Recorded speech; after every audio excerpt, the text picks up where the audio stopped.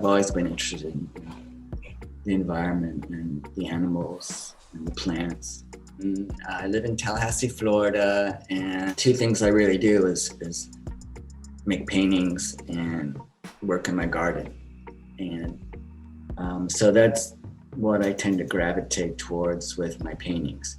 Things that I've seen, they're all things that are indigenous to the area around here, certainly the birds and the alligators and the mammals. They're not necessarily all things that I've actually witnessed, sometimes the paintings are either metaphorical or maybe they're things that I imagine going on out in the wilderness when nobody's watching. Sometimes they're things I hope are going on. Sometimes they're things that I'm afraid are going on.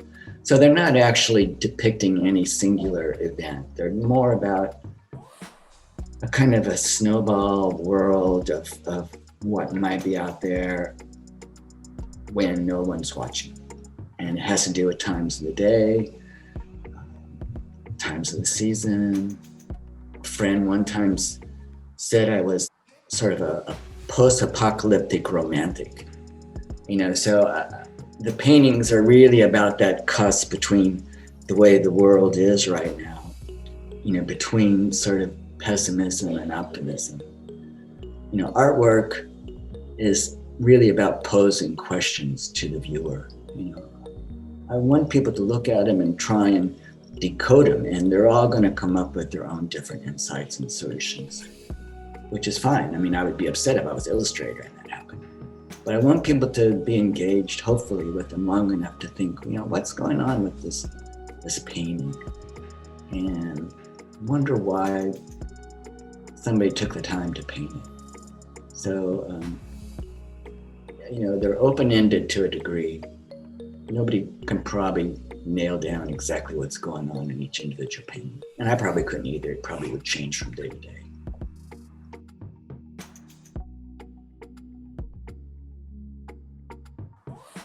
I want people to be able to look at the painting and say, oh, that is a bird. Oh, but that's just a carved piece of wood.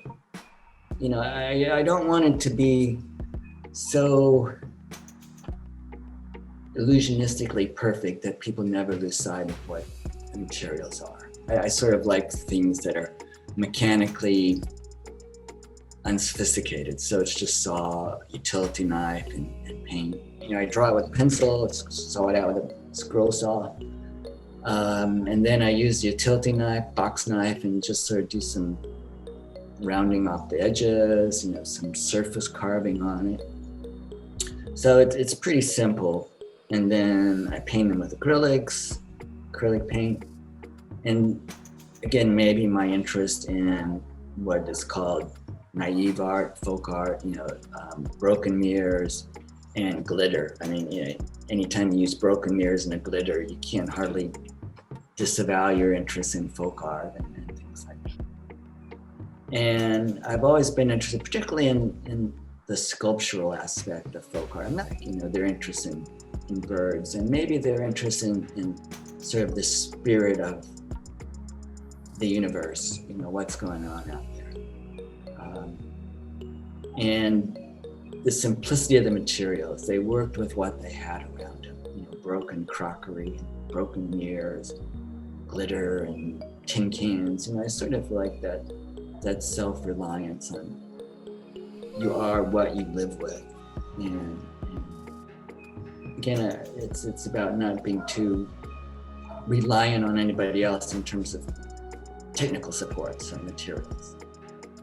And I sort of like the reality and the honesty of that, and the availability of those kind of materials to anybody. Oh, there's no reason why I can't do that. I know what wood is. I got a saw. I can cut that out. Doesn't mean I want people emulating me, but the idea that anybody can make art has always been interesting to me.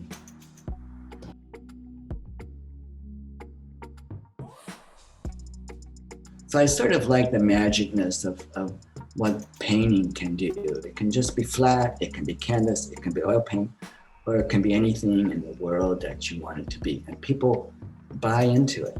You know, they don't look at it and go, oh, look at that flat square of cloth and dirt. You know, oh, look, there's a landscape. It goes on forever.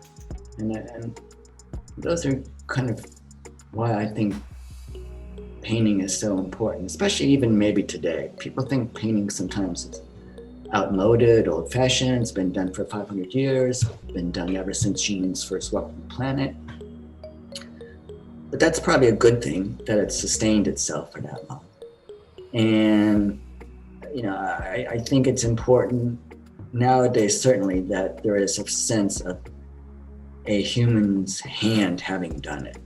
You know, it's not like pushing a button or moving a mouse and bazillions of pixels instantly respond. You know, there's a humanity to a brush with paint on it, and one person investigating themselves and everybody kind of at the same time.